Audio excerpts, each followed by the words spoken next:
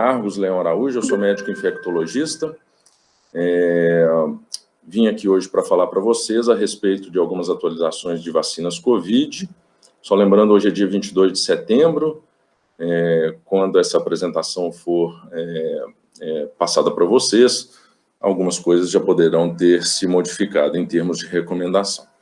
Então, vou falar o que aconteceu até hoje, dia 22 de setembro.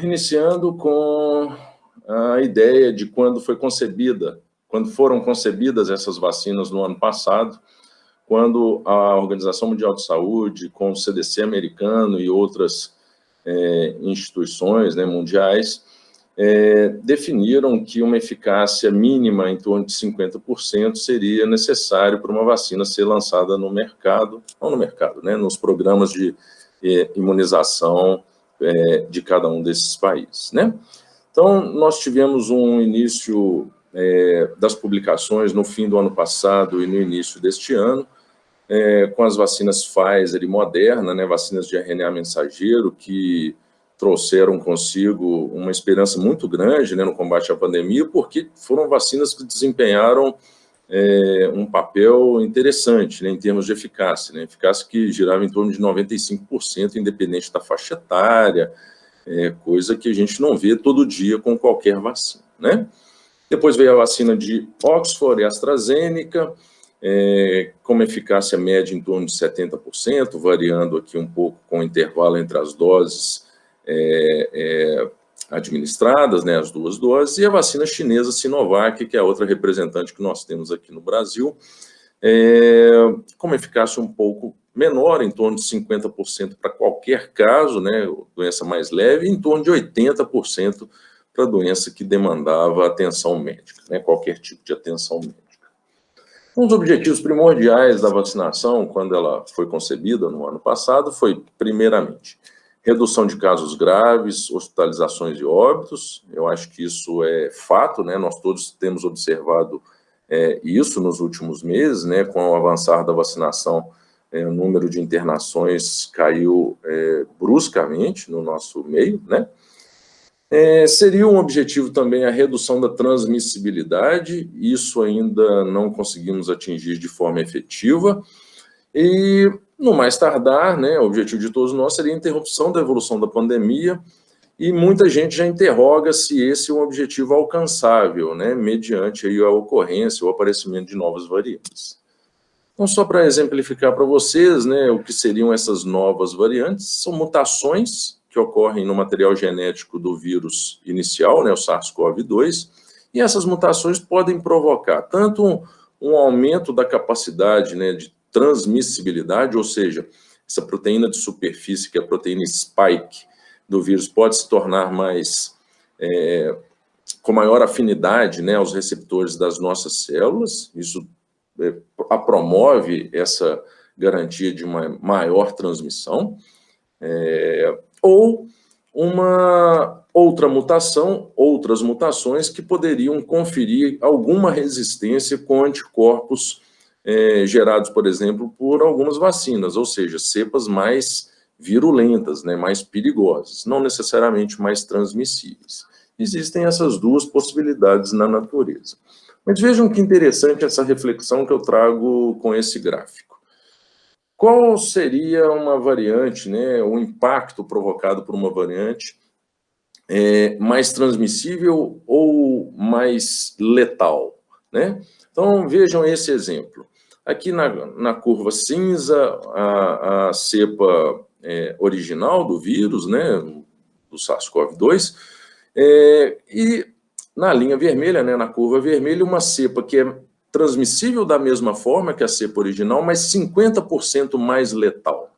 Ela provoca, portanto, 50% a mais o número de óbitos, um excesso de 50% no número de óbitos. Mas vejam como uma cepa mais transmissível, letal da mesma forma que a cepa original, mas 50% mais transmissível, ela provoca um número total de óbitos no final de um tempo determinado de estudo muito maior do que as outras cepas, mesmo não sendo uma cepa mais letal. Fazendo um exercício de matemática pura e simples, Vamos supor que uma doença tem uma letalidade de 50%. Vamos fugir do SARS-CoV, né? Vamos fugir da Covid-19.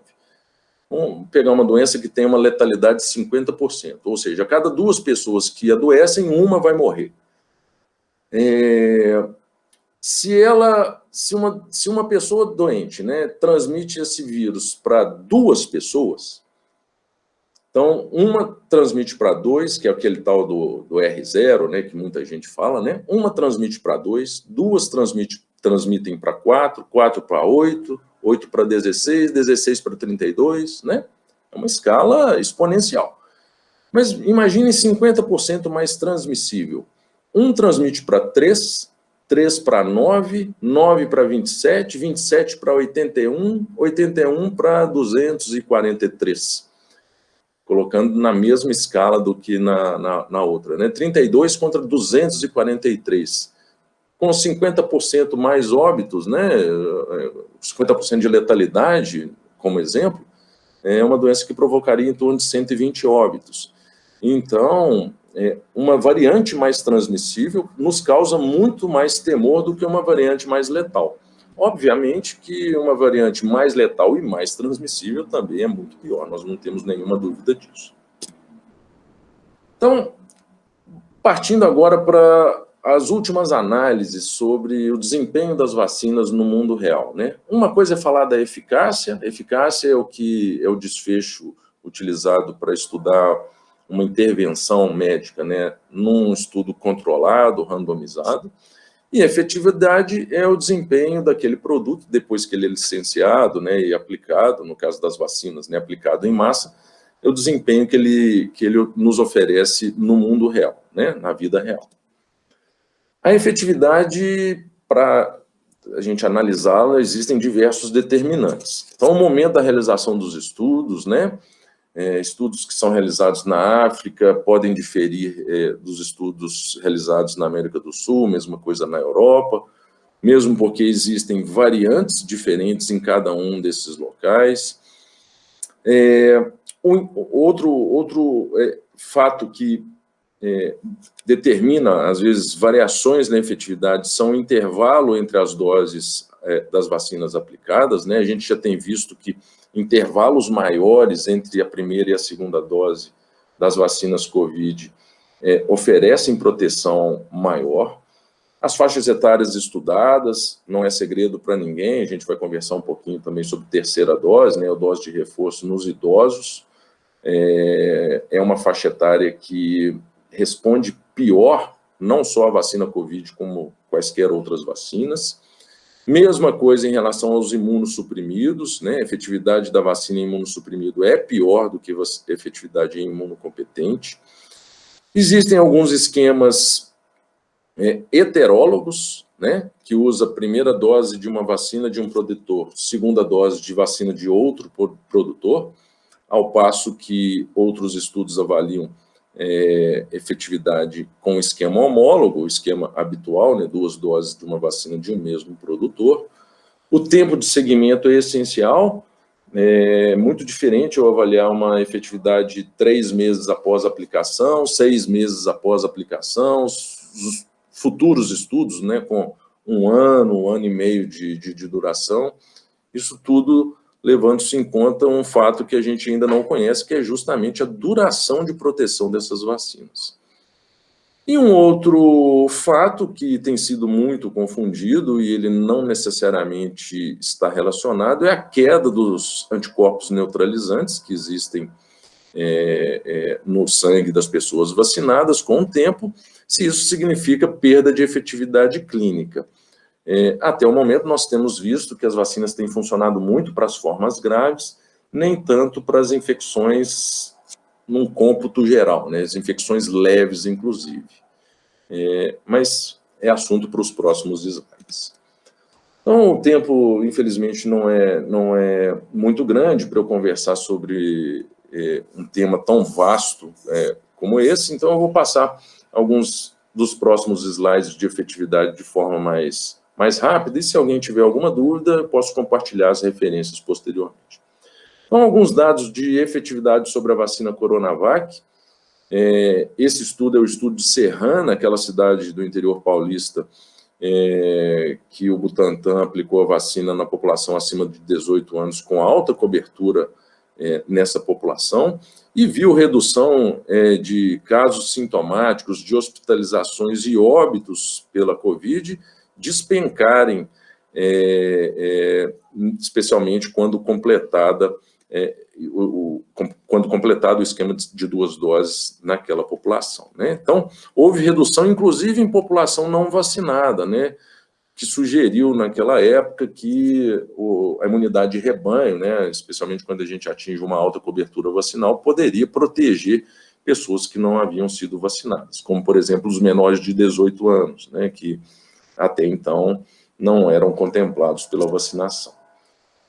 Esse é o estudo de São Paulo, de idosos, que demonstrou que, especialmente a população muito idosa, né, acima dos 80 anos, com o passar dos meses, tinha uma eficácia, né, uma efetividade vacinal reduzida em relação às populações idosas também, mas os menos idosos, de 70 a 74, 75 a 79 anos. Isso tanto para casos sintomáticos, quanto casos admitidos em hospitais, né, ou hospitalizações, como também para os óbitos. Então, na população de 70 a 74, 75 a 79, mantinha-se uma efetividade aceitável, né, para as 3 situações, né, sintomas, hospitalizações e óbitos, mas especialmente para os acima de 80, essa proteção era perdida com o tempo.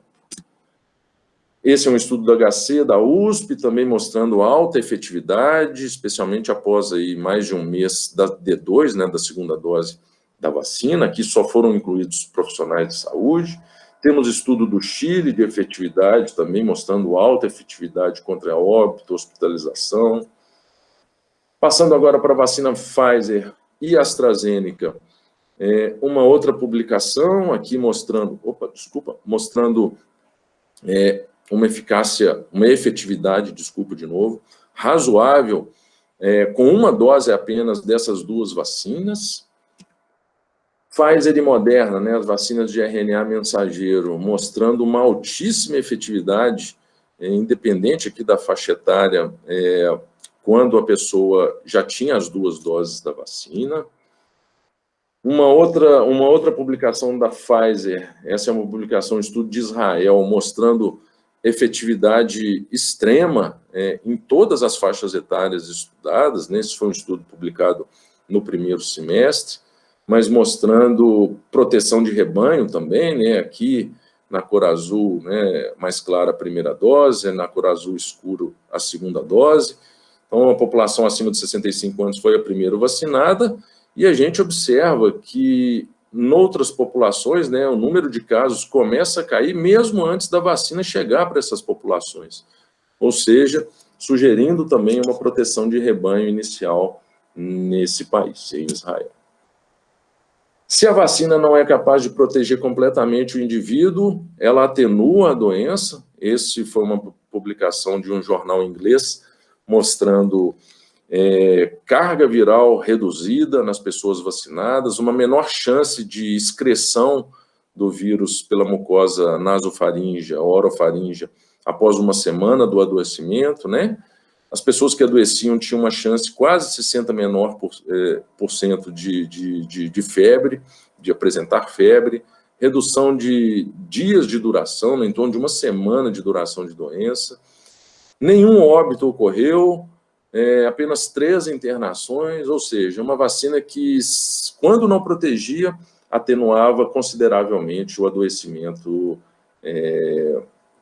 dessas pessoas. E aí surge a variante Delta e algumas informações acerca dessas vacinas começam a mudar um pouco. A gente já passa a ver que uma dose só, tanto de vacina de RNA mensageiro como a vacina da Pfizer, ou a vacina de vetor viral como a AstraZeneca, passa a não ser tão interessante, né? A gente precisa das 2 doses para combater de forma efetiva a variante Delta. Mas ainda assim, com essa variante, que é muito mais transmissível do que as outras variantes, né, por conta de mutações que ocorreram no seu DNA, no seu RNA, desculpa, e mutações, por fim, na proteína S, né, aquela da cápsula do vírus, mas ainda assim com uma proteção com essas duas doses contra hospitalizações, para hospitalizações, uma proteção muito exuberante com o esquema de 2 doses da vacina Pfizer e AstraZeneca.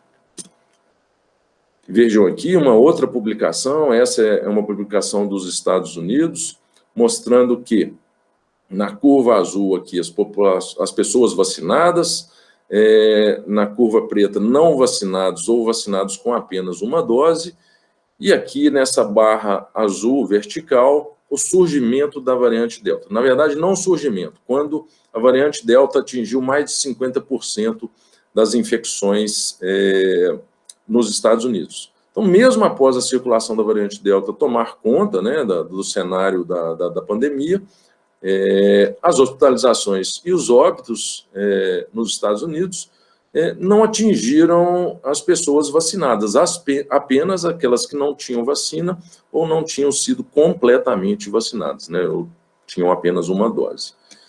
Isso para hospitalizações e óbitos, mas vejam que o número de casos, né, o número de casos sintomáticos, seja pessoas com casos leves ou formas assintomáticas, né, com detecção do vírus no exame de PCR sem sintomas, vejam que, da mesma forma, houve um aumento na população não vacinada, mas houve um aumento também na população que tinha vacinação completa.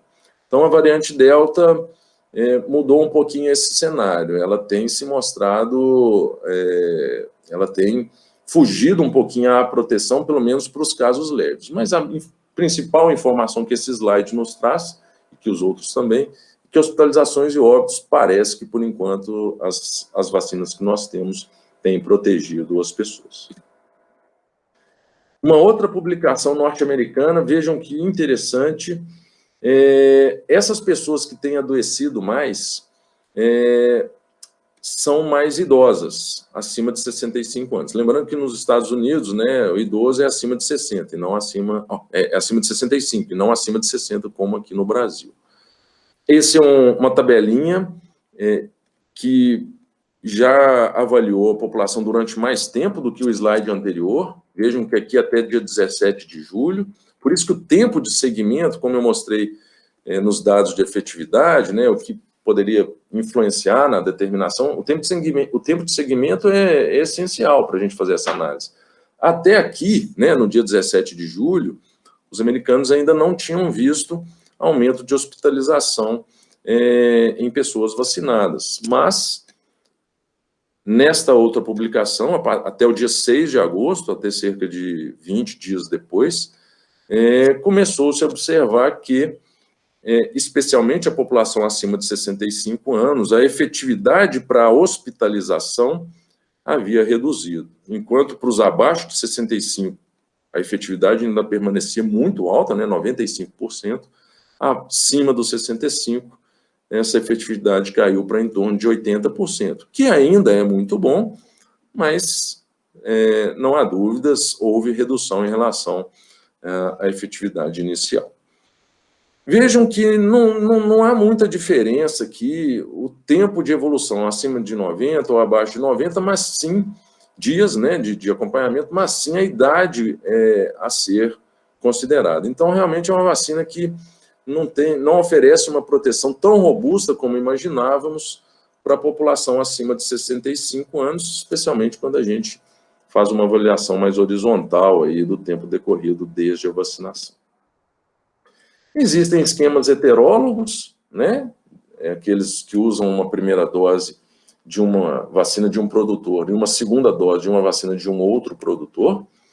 Nós não temos análise de efetividade com esquemas como esse, sim imunogenicidade, né, capacidade de formar resposta imune adequada. E vejam que aqui, ó, na cor vermelha, em cada um desses gráficos, se refere à concentração de anticorpos, de imunidade celular e imunidade humoral em relação do esquema heterólogo, né, vacina Astra, primeira dose, e vacina Pfizer, a segunda dose, em relação às 2 doses na cor azul da vacina AstraZeneca. E vejam que o desempenho do esquema heterólogo foi bem superior em relação ao esquema que usou as 2 doses de AstraZeneca, seja para a imunidade celular, seja para a imunidade humoral. Temos a análise... foi uma análise que demonstrou, portanto, melhor resposta imune humoral e celular, mas foi uma análise que mostrou também maior reatogenicidade. Então, as pessoas que tomaram o esquema heterólogo responderam melhor à vacina, mas tiveram muito mais reação local, especialmente com um esquema como esse. Mas reações leves, em geral. Também existe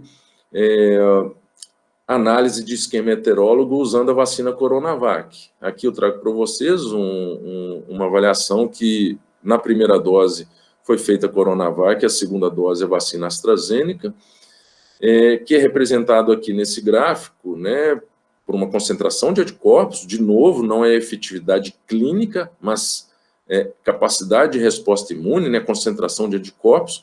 E vejam que o esquema heterólogo foi tanto melhor que 2 doses de Coronavac, quanto melhor também que 2 doses da vacina AstraZeneca.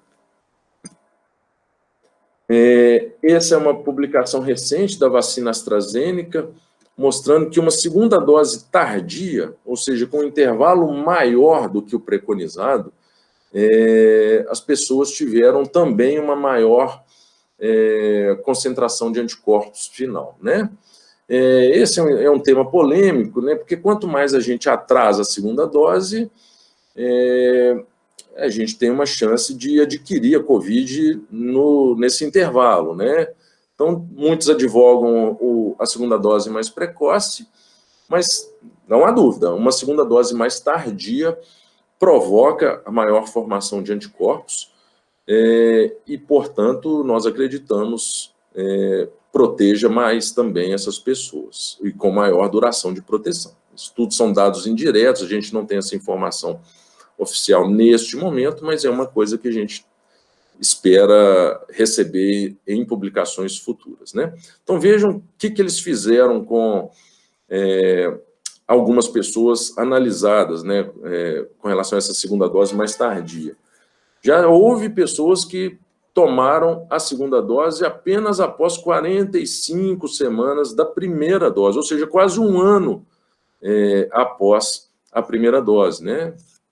Foram pessoas que tomaram essa vacina, né, nas fases de estudo no ano passado, né, no início do segundo semestre, tomaram a segunda dose agora no final do primeiro semestre de 2021, né? A resposta dessas pessoas, né, a resposta humoral, especialmente, de anticorpos, foi melhor do que nas pessoas que tomaram a segunda dose com intervalo de 15 a 25 semanas, que também foi melhor do que as pessoas que receberam a segunda dose 8 a 12 semanas após a primeira, que é o esquema atualmente usado no nosso país, né, de 8 a 12 semanas após a primeira dose.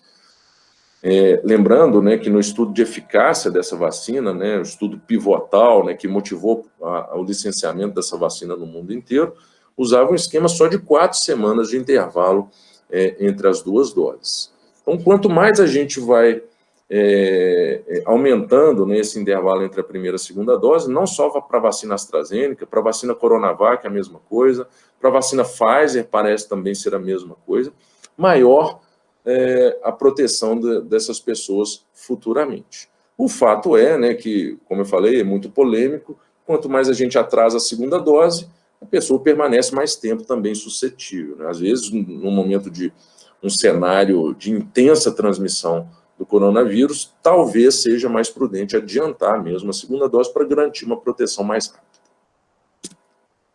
E a vacinação assim, abaixo dos 18 anos? Desculpa. É um tema polêmico, né? Nós estamos entrando nessa seara por agora, né? O Brasil começou a vacinar essa população. É importante. Trago aqui algumas informações apuradas por um colega de São Paulo, né, Dr. Renato Kifuri, que é até do comitê do Ministério da Saúde, e que fez o seguinte levantamento, né? Como todos sabemos, população abaixo dos 18 anos tem um risco de doença grave muito baixo, eles respondem por 11% dos infectados no nosso país, né, e cerca de só 2% dos hospitalizados. O risco de óbito é muito menor do que o risco dos adultos e idosos, especialmente. E algumas evidências sugerem que as crianças são menos capazes de transmitir o coronavírus para frente, né, para outras pessoas. Então, elas adoecem menos e são menos capazes de transmitirem à frente o corona. Por outro lado, os menores de 18 anos correspondem a 1/4, né, da população brasileira e cerca de 1/3 da população do mundo inteiro, né, em âmbito global. Então, proteger essa população provavelmente será necessário para a gente controlar melhor a pandemia, né, considerando aquelas questões de imunidade de rebanho. Além disso, cerca de 0,34% do total dos óbitos que ocorreram no nosso país, que em números absolutos se aproxima de 2.000 óbitos, é um número maior do que todos os óbitos prevenidos pelas outras doenças imunopreveníveis.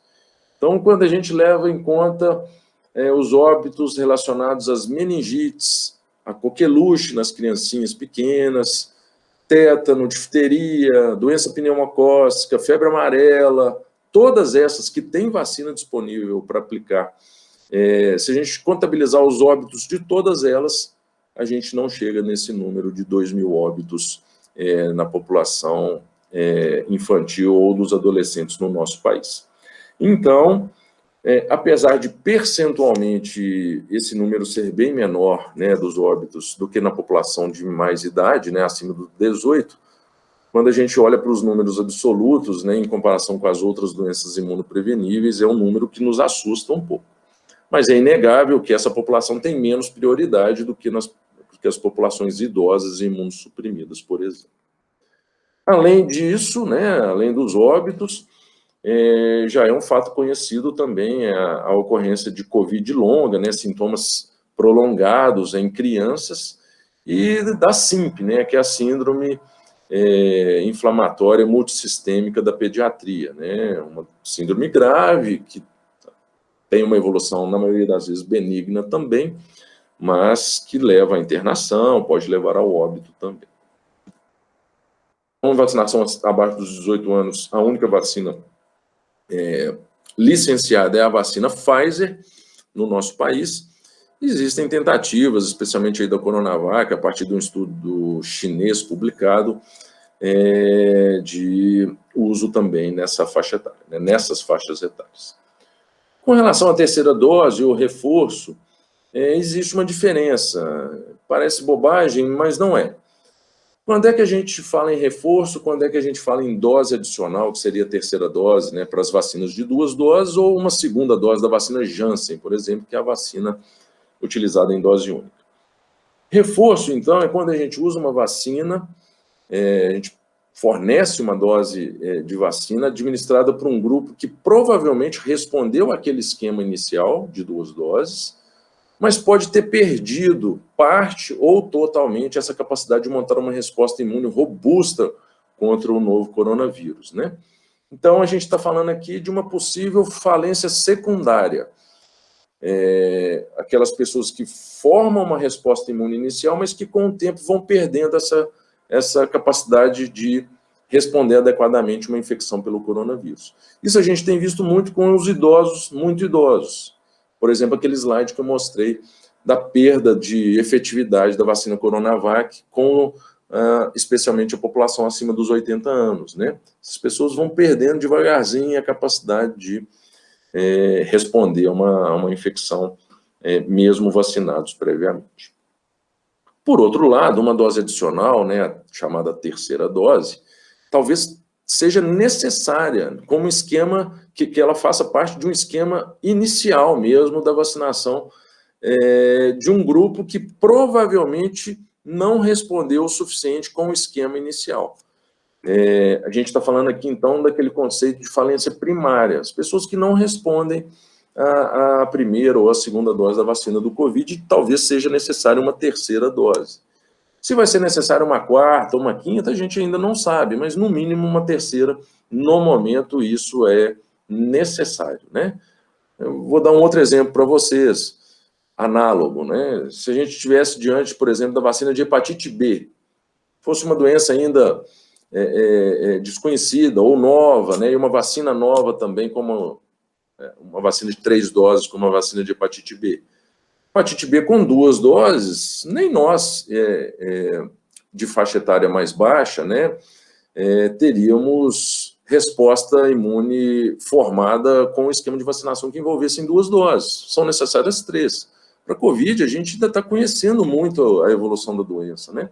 Então, 3 doses é o necessário para hepatite B, talvez seja o que seja necessário mesmo para a Covid, especialmente numa população que responde pior às vacinas, como é dos imunossuprimidos. Vou partir agora para os dados de segurança, né? Efeitos colaterais, efeitos adversos, que são os EAPVs, né? Lembrando, o conceito de EAPV, o evento adverso pós-vacinação, é qualquer ocorrência médica indesejada posterior à vacinação, mas ela não necessariamente possui relação causal com a vacina ou outro imunobiológico, como são os soros, por exemplo. Um EAPV ele pode ser qualquer evento indesejável, não intencional, ou seja, um sintoma, uma doença ou um achado laboratorial, mesmo que não haja sintoma associado. A questão é que fala evento adverso, né? A tendência é todo mundo já relacionar a vacina. E não é bem assim. A maioria dos eventos adversos que eu vou mostrar aqui para vocês foram coincidentes, não tiveram relação com a vacina. Existem os eventos adversos graves, que são aqueles que requerem hospitalização, ocasione risco de morte, que exige uma intervenção clínica imediata, né, uma intervenção médica imediata para evitar o óbito. Qualquer evento adverso que cause disfunção significativa, sequela, né, incapacidade permanente, que resulte em anomalia congênita, no caso das gestantes com seus fetos, ou ocasione diretamente o óbito. Então, esses são eventos adversos graves e, de novo, não necessariamente eles têm relação direta com a aplicação do imunobiológico. Trago para vocês a última publicação do nosso Ministério da Saúde, que faz continuamente um estudo observacional descritivo, né, desses eventos adversos. Essa última atualização vai até o dia 1º de agosto, ainda não temos uma posterior a isso, e até aquela data, cerca de 100 milhões de doses haviam sido aplicadas, 50% da vacina AstraZeneca, 36% da vacina Coronavac, 11% da vacina Pfizer e apenas 3% da vacina Janssen. Vejam aqui a incidência acumulada desses eventos adversos pós-vacina. A cada 100 mil doses aplicadas, vejam que a incidência de eventos graves é a maior com a vacina Sinovac, a vacina Coronavac. De novo, lembrando aqui para vocês, nem sempre, ou na maioria das vezes, não há relação, mas são eventos que ocorreram após a vacinação. Eventos que ocorreram óbito, que intercorreram com óbito, também foram mais frequentes em termos de incidência com a vacina Coronavac, ao passo que os eventos não graves foram muito mais frequentes com a vacina AstraZeneca. Aqui saiu errado, viu, gente? Esse Sinovac Butantan está errado, eu não sei por que ele apareceu, mas aqui é a vacina AstraZeneca e aqui é a vacina Coronavac. Isso aqui esqueçam, corta isso aqui. Vejam esse gráfico que mostra aquilo que eu falei da relação causal, né? O que está em laranja são os eventos adversos graves, mas que não evoluíram para o óbito. O que está em vermelho são os óbitos. Vejam que 75% dos óbitos pós-vacina foram classificados como inconsistentes ou coincidentes, ou seja, sem relação com a vacinação. 25% aqui dos eventos adversos graves que não evoluíram para o óbito, mesma coisa. E vejam que, né, dessa mesma parcela, né, de eventos adversos graves que não evoluíram para o óbito, mais de 50% ainda não foram investigados, mas provavelmente muitos cairão aqui, como coincidentes ou inconsistentes. Vejam que reações inerentes ao produto, ou seja, aquelas que foram classificadas como não só associação temporal, mas uma associação causal, ou seja, foi o imunobiológico que provocou, apenas 14% dos eventos adversos graves que não evoluíram para o óbito e 0,1% dos óbitos tiveram associação direta com a vacina. Um evento muito discutido foi a trombose com a plaquetopenia, que é um evento diferente do que a gente está habituado a ver das tromboses, né? Geralmente, trombose é associada com uma plaquetose, né? Não uma queda de plaquetas, e sim com um aumento de plaquetas. Então, a trombose com plaquetopenia é um evento descrito para as vacinas de vetor viral, como a vacina AstraZeneca e a vacina Janssen, né?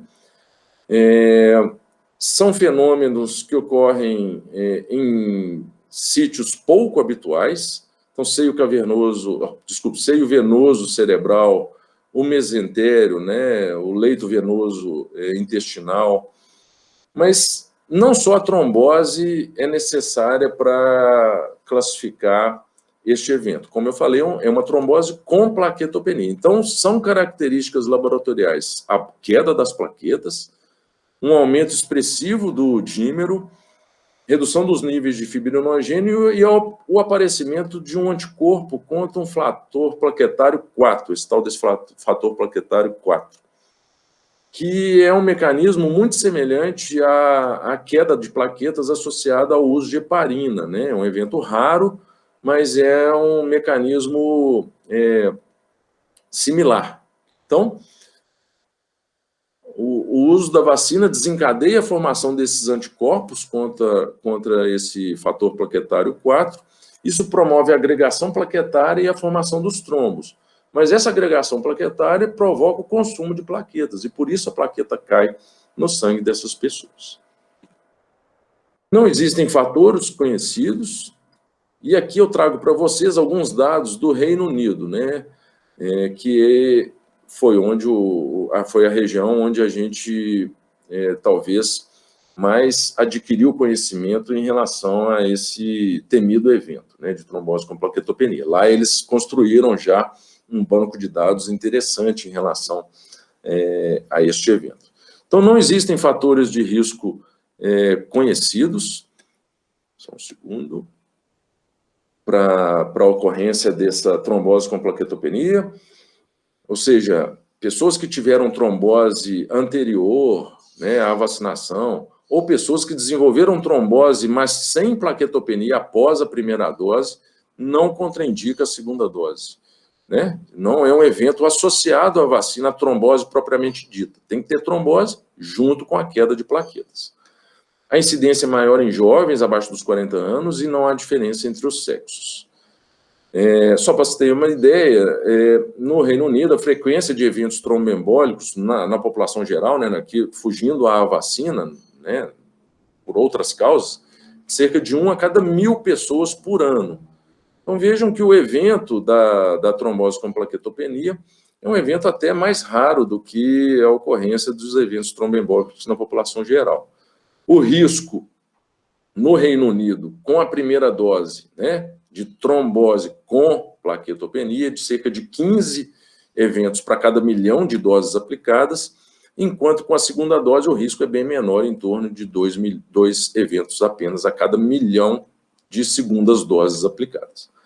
Vejam que o risco é maior em população abaixo dos 50 anos, especialmente abaixo dos 40, como eu falei, é de cerca de 20 eventos para cada 1 milhão de pessoas vacinadas, enquanto que as pessoas acima dos 50, um risco que cai pela metade aqui, mais ou menos, né? Como eu falei, não existe diferença entre os sexos, né? Está bem dividido aqui entre o sexo masculino e feminino. E até a última atualização, né, deste evento na Inglaterra, né, no Reino Unido, ocorreram 72 óbitos associados à vacinação. Mas vejam que a vacinação preveniu, uma estimativa, cerca de 85 mil óbitos. Então, percebam que esse fato é conhecido, a vacina traz um certo risco, raro, mas traz, mas quando a gente cruza o benefício que ela traz versus esse raro evento, não restam dúvidas que a vacina ainda desempenha um grande papel e por isso ela não foi abandonada nem no Reino Unido, onde mesmo ela foi produzida inicialmente. É um evento descrito, né, essa trombose com plaquetopenia, até cerca de 30 dias aí após a vacinação, especialmente na primeira dose. Existem alguns sintomas aqui que eu não vou me ater, a apresentação está à disposição de vocês, se quiserem depois a gente pode discutir. E não se recomenda qualquer tipo de profilaxia com a vacinação, né? Eu já vi muita gente recomendar o uso de aspirina, de anticoagulante, pré-vacina, e não faz o menor sentido proceder dessa forma, mesmo porque o evento é imune, não é um estado de hipercoagulabilidade que leva à trombose com plaquetopenia, é uma reação autoimune, então não faz o menor sentido usar um anticoagulante como prevenção. Só lembrando a vocês que no Reino Unido a vacinação de gestantes é feita preferencialmente com Pfizer ou vacina Moderna, né, aquelas vacinas de RNA mensageiro, mas a gestante que quiser tomar vacina AstraZeneca no Reino Unido, ela pode tomar. No Brasil a gente não está fazendo isso, né? Houve uma publicação do Ministério da Saúde recomendando que essas pessoas, né, essas gestantes, não aplicassem vacina de vetor viral, e assim a gente tem respeitado. Mas mesmo lá na Europa, alguns países, como o Reino Unido, né, Inglaterra, não fazem essa restrição de forma absoluta. Passando por um outro evento descrito com as vacinas de RNA mensageiro, né, no caso Pfizer e Moderna. No Brasil nós só temos a vacina da Pfizer. E vejam que interessante, essa é uma publicação do CDC, dividida aqui entre o sexo feminino e o sexo masculino, com com a incidência de miocardite ou pericardite esperada para cada uma das faixas etárias e o que foi observado após a aplicação da vacina, né?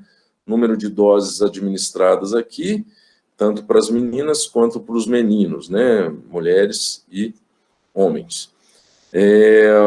Aqui se referindo apenas à primeira dose, mostrando que na primeira dose o risco não é tão elevado, o que está em vermelho aqui é onde foi observado um excesso de casos de miocardite ou pericardite. Então, na primeira dose, lá nos Estados Unidos, observou-se que os meninos, né, os indivíduos do sexo masculino, até os 24 anos de idade, apresentavam um risco de evoluir, né, com miocardite ou pericardite pós-vacina na dose 1. Mas isso muda muito na dose 2, porque esse evento de miocardite e pericardite, essa complicação, é muito mais comum com a dose 2. Então, percebam as diferenças, né? Com a vacina AstraZeneca, o risco de trombose com plaquetopenia se dá na primeira dose. Já na vacina RNA mensageiro, né, vacina da Pfizer, o risco de miocardite e pericardite já é com a segunda dose, não com a primeira.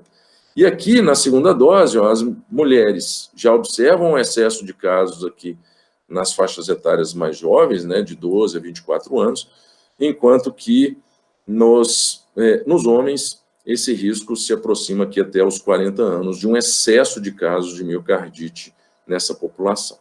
Esse dado é só até junho, eu peço desculpa a vocês, existem dados mais recentes, mas os americanos mudaram um pouquinho a forma de interpretar e de apresentar essa informação, e eu achei muito mais interessante mostrar o que era esperado e o que foi observado com a vacinação. Fica mais claro mostrar dessa forma aqui, que é o dado de junho que existe no site do CDC.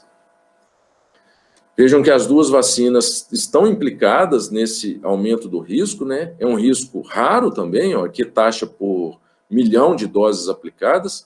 Então, a vacina da Pfizer, na primeira dose, são 2 eventos por 1 milhão de doses aplicadas, enquanto na segunda são 8. E o risco é até maior com a vacina da Moderna, mas nós não temos a vacina da Moderna no Brasil. Então, considerações finais, estou terminando, eu acho que até me excedi um pouco em relação ao tempo aqui.